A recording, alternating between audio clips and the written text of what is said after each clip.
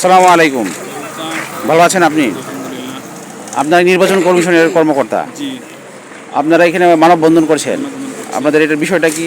বিষয়টা হচ্ছে যে এই এনআইডি সেবাটা আমরা দীর্ঘদিন ধরেই, যেটি আপনার 2007 সাল থেকে শুরু হয়েছে, আমরা এটা তৈরি করেছি অনেক কষ্ট করে, ঘাম এবং রক্তের বিনিময়ে। আমাদের প্রত্যেকটা কর্মকর্তা কর্মচারীরা যে পরিশ্রম করে এই এনআইডি ডাটাবেসটা তৈরি করেছে, এই ডাটাবেসটাকে একটা কুচক্রী মহল অন্যত্র সরিয়ে নেওয়ার জন্য চেষ্টা করছে এবং তার প্রতিবাদ স্বরূপ আমরা আজকে এই মানববন্ধন করছি। আমরা কোনো চাই না এনআইডিটা নির্বাচন কমিশন থেকে অন্য কোনো যে আপনারা নির্বাচন কর্মকর্তা এবং বাংলাদেশ নির্বাচন কমিশনের আন্ডারে আপনারা কাজ করেন এবং আপনাদের যে অধিকার, এই যে আপনাদের যে এনআইডি দেওয়ার অধিকার, তো আপনারা লিগাল মানে কর্তৃপক্ষ, জি, এবং এটা তাহলে অন্য পর্যায়ে চলে গেলে তো আপনাদের এটা অধিকারটা ক্ষুণ্ণ হয়ে গেল।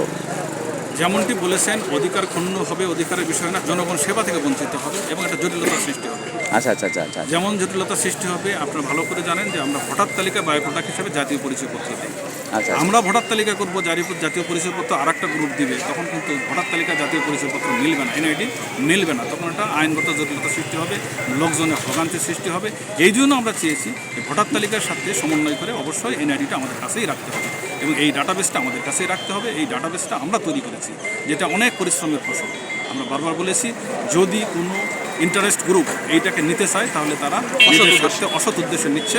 এই ভোটার তালিকা এবং জাতীয় পরিচয়পত্রকে বিতর্কিত করার জন্য এবং এই আগামী নির্বাচন যেন ব্যাহত হয় সেইটা করার জন্য তারা এই পায়তারা করতেছে বলে আমি মনে করি। কারণ এখন ভোটার তালিকা হালনাগাদ চলতেছে, এই হালনাগাদ প্রক্রিয়াটাকে যদি আমরা সুষ্ঠুভাবে না শেষ করতে পারি তাহলে কিন্তু ভোটার তালিকা তৈরি হবে না। ভোটার তালিকা না তৈরি হলে আপনার ভোটও আগামীতে সুষ্ঠুভাবে সম্পন্ন করা সম্ভব হবে না। এই জন্য আমরা বলেছি যে আমার অবশ্যই ভোটার তালিকার স্বার্থে এনআইডিটা আমাদের কাছেই রাখতে হবে। এনআইডি এবং ভোটার তালিকা একটা পরিপূরক, একটার সাথে আর একটা সম্পর্কিত। এই জন্য আমরা বলেছি, আমরা আমাদের অবস্থান কর্মসূচি এখানে ক্লিয়ার করছি যে আমরা এই এনআইডিটা আমাদের কাছেই রাখতে চাই। তো আপনাকে অনেক ধন্যবাদ। আপনাদের যে কথাগুলো, এগুলো আমাদের মিডিয়ার মাধ্যমে আমরা দেশবাসী এবং সরকারের কাছে তুলে ধরবো।